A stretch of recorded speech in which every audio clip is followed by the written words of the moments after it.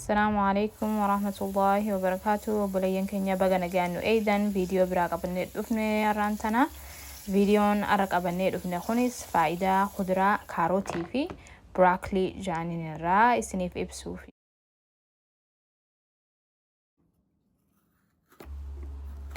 خضرة لمن كن هدو غاريدا فيانا ماتي في خضرة لي فلتامو لججو فائدة نسانيتس أكنا فكاتا كاروت فيانا ماتيف gartee gaariidha ijaa fi ija namaatis ni qara dhibee adda addaatillee akka inninis namarraa eegu gartee researchiin agarsiisee jira.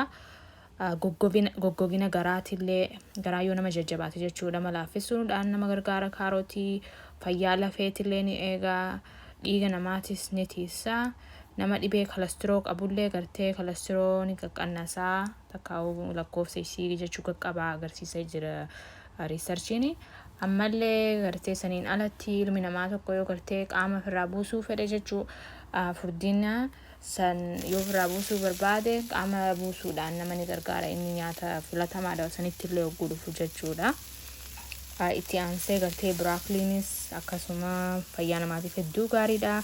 Lafee fayyaa lafee akkuma kaarootitti humnas ni eega inni kunii mallee nyaatarree namarraa daleessisa jechuu nyaatni yoo garaarraa nama taa'e nyaata dafee namarraa dalagu fayyaa ijaatis akkuma kaarootitti eega inninis dhiiga sukkaraatillee nama dhibee sukkaraa qabu faadhaaf inni kun hedduu filatamaa biraakliin kun jechuu isa nyaatuu baay'isuudhaan gartee namni sukkara ofirraa lakkoofsa gad xiqqeessuu ni danda'a.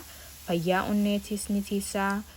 Inninis akkuma kaarootitti garaallee ni laaffisaa yoo garaan nama goggogee itti aansee inni irra caalaa fayyaa sammuutillee ni tiisa jechuu sammuudhaaf hedduu gaariidha. Qaama namaatii fi sammuudhaaf illee nyaata filatamaa nyaata hedduu gaariiti.